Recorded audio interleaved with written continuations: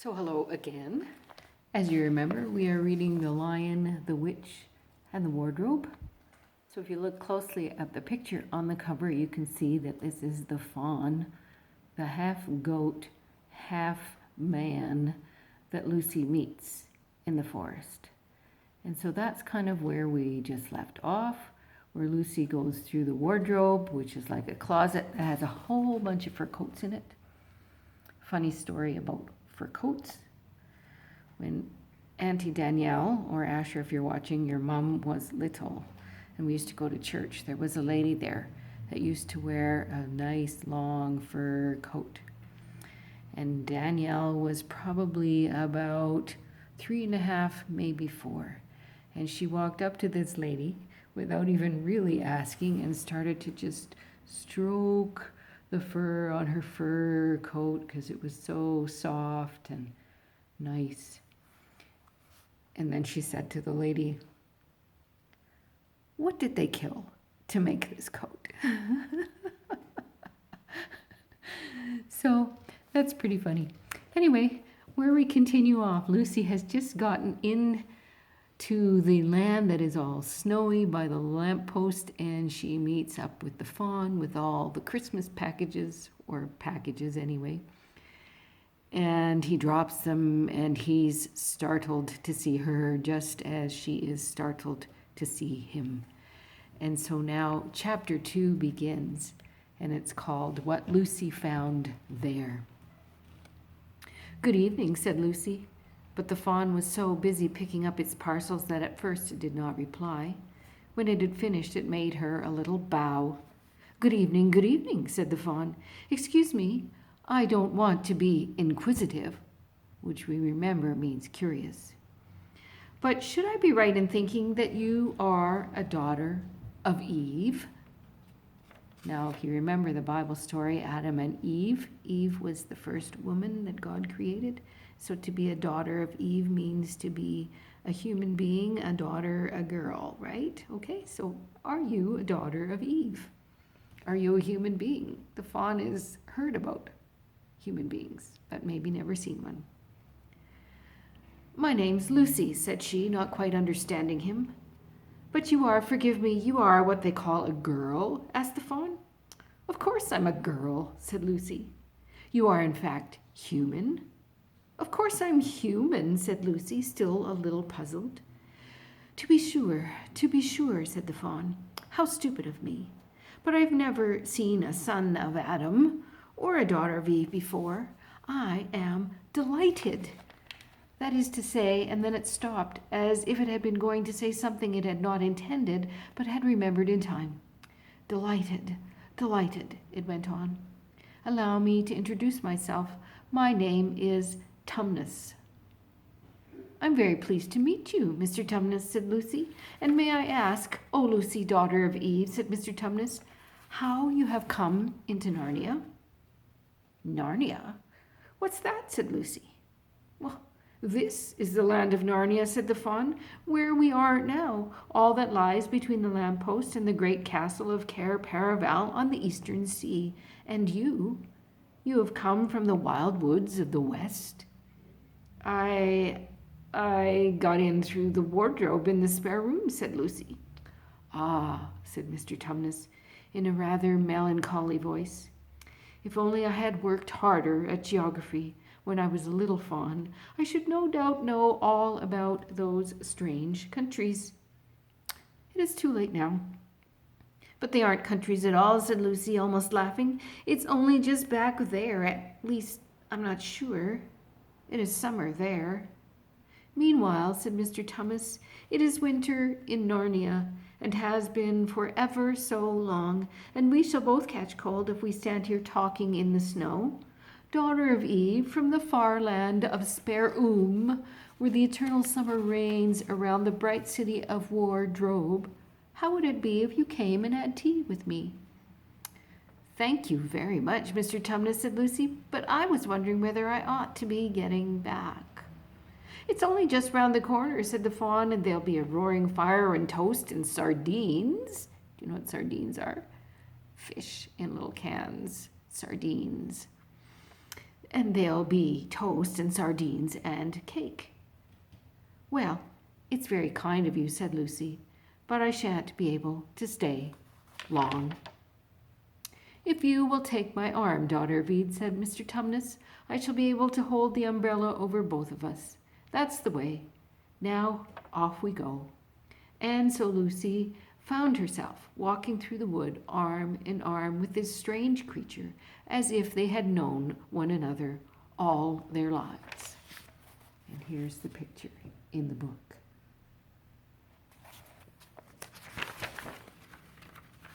They had not gone far before they came to a place where the ground became rough and there were rocks all about and little hills up and little hills down. And at the bottom of one small valley, Mr. Tumnus turned suddenly aside as if he were going to walk straight into an unusually large rock. But at the last moment, Lucy found he was leading her into the entrance of a cave. As soon as they were inside, she found herself blinking in the light of a wood fire. Then Mr. Tumnus stooped and took a flaming piece of wood out of the fire with a neat little pair of tongs and lit a lamp. "Now, we shan't be long," he said, and immediately put a kettle on. Lucy thought she had never been in a nicer place. It was a little, dry, clean cave of reddish stone with a carpet on the floor and 2 little chairs, "one for me and one for a friend," said Mr. Tumnus, "and a table and a dresser and a mantelpiece over the fire, and above that a picture of an old faun with a grey beard. In one corner there was a door which Lucy thought must lead to Mr. Tumnus's bedroom, and on one wall was a shelf full of books. Lucy looked at these while he was setting out the tea things. They had titles like The Life and Letters of Silenus, or Nymphs and Their Ways, or Men, Monks, and Gamekeepers, A Study in Popular Legend, or Is Man a Myth? So here's a picture of his room. "Now, daughter of Eve," said the faun. And really it was a wonderful tea. There was a nice brown egg lightly boiled for each of them, and then sardines on toast, and then buttered toast, and then toast with honey, and then a sugar-topped cake. And when Lucy was tired of eating, the faun began to talk. He had wonderful tales to tell of the forest life. He told about the midnight dances and how the nymphs who lived in the wells and the dryads who lived in the trees came out to dance with the fauns. About long hunting parties after the milk-white stag who could give you wishes if you caught him. About feasting and treasure-seeking with the wild red dwarfs in deep mines and caverns far beneath the forest floor. And then about summer when the woods were green and old Silenus on his fat donkey would come to visit them, and sometimes Bacchus himself. And then the streams would run with wine instead of water, and the whole forest would give itself up to jollification. That's celebration, fun, right? For weeks on end. Now, that isn't always winter now, he added gloomily. Then to cheer himself up, he took out from its case on the dresser a little strange flute that looked as if it were made of straw, and began to play, and the tune he played made Lucy want to cry and laugh and dance and go to sleep all at the same time. It must have been hours later when she shook herself and said, "Oh, Mr. Tumnus, I'm so sorry to stop you, and I do love that tune, but really I must go home. I only meant to stay for a few minutes." And we have some pictures of some of the stories that he was telling about.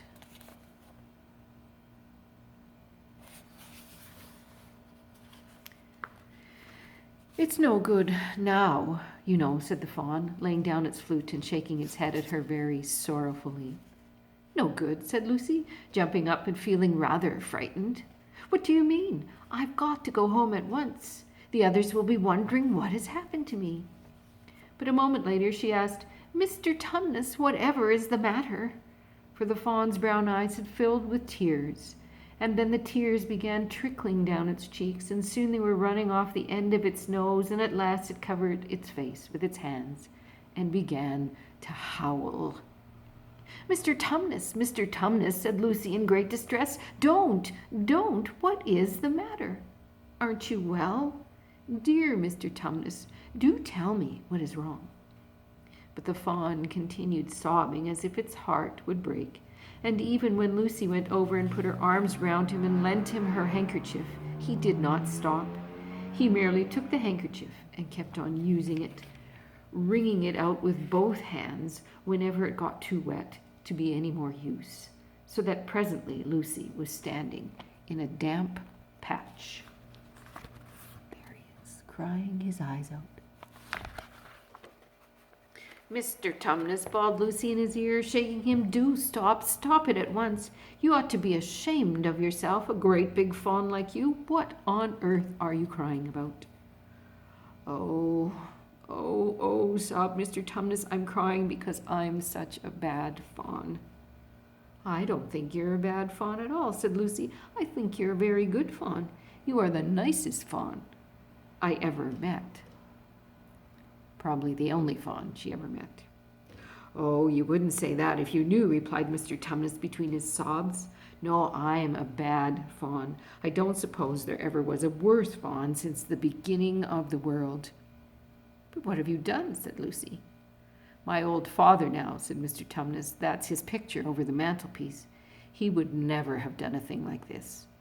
A thing like what? Said Lucy. Like what I've done, said the fawn. Taken service under the White Witch. That's what I am. I'm in the pay of the White Witch.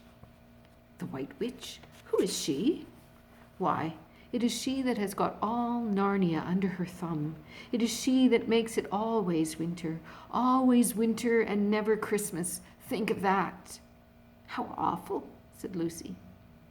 But what does she pay you for? That's the worst of it, said Mr. Tumnus with a deep groan. I'm a kidnapper for her. That's what I am. Look at me, daughter of Eve. Would you believe that I'm the sort of fawn to meet a poor innocent child in the wood, one that had never done me any harm, and pretend to be friendly with it, and invite it home to my cave, all for the sake of lulling it asleep and then handing it over to the White Witch? No, said Lucy.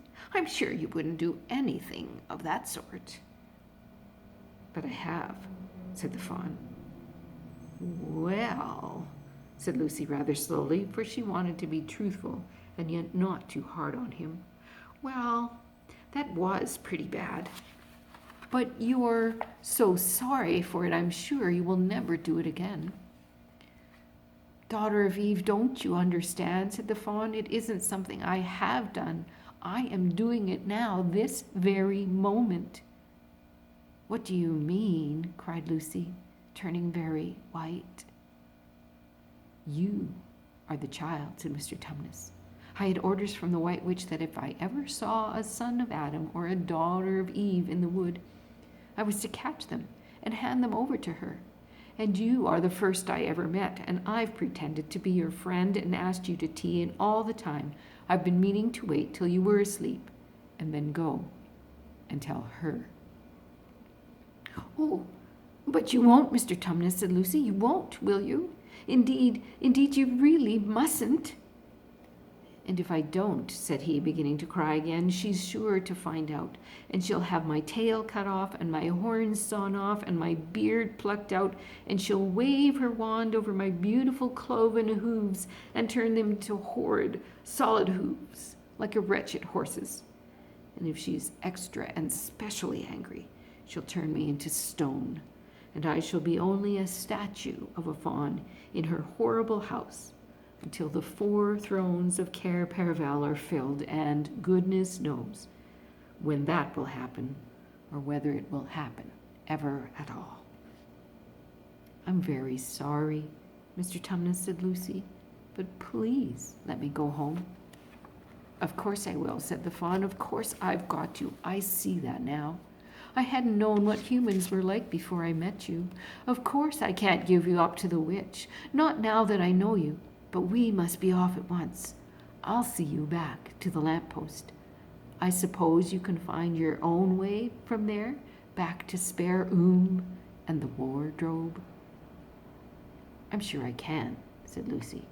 We must go as quietly as we can, said Mr. Tumnus. The whole wood is full of her spies. Even some of the trees are on her side. They both got up and left the tea things on the table, and Mr. Tumnus once more put up his umbrella and gave Lucy his arm, and they went out into the snow. The journey back was not at all like the journey to the Fawn's Cave. They stole along as quickly as they could without speaking a word, and Mr. Tumnus kept to the darkest places. Lucy was relieved when they reached the lamp-post again. "Do you know your way from here, daughter of Eve?" said Tumnus. Lucy looked very hard between the trees and could just see in the distance a patch of light that looked like daylight. "Yes," she said, "I can see the wardrobe door." "Then be off home as quick as you can," said the Fawn. "And can you ever forgive me for what I meant to do?" "Why, of course I can," said Lucy, shaking him heartily by the hand. "And I do hope you won't get into dreadful trouble on my account." "Farewell, daughter of Eve," said he. "Perhaps I may keep the handkerchief." "Rather," said Lucy, and then ran toward the far-off patch of daylight as quickly as her legs would carry her. And presently, instead of rough branches brushing past her, she felt coats, and instead of crunching snow under her feet, she felt wooden boards, and all at once she found herself jumping out of the wardrobe into the same empty room from which the whole adventure had started. She shut the wardrobe door tightly behind her and looked around, panting for breath. It was still raining, and she could hear the voices of the others in the passage. "I'm here," she shouted. "I'm here. I've come back. I'm all right." And that's the end of chapter 2. Here's one more picture of them walking through the woods and back to the lamppost. All right. So chapter 3 comes next, and we'll see what happens. Talk to you soon. Love you. Bye.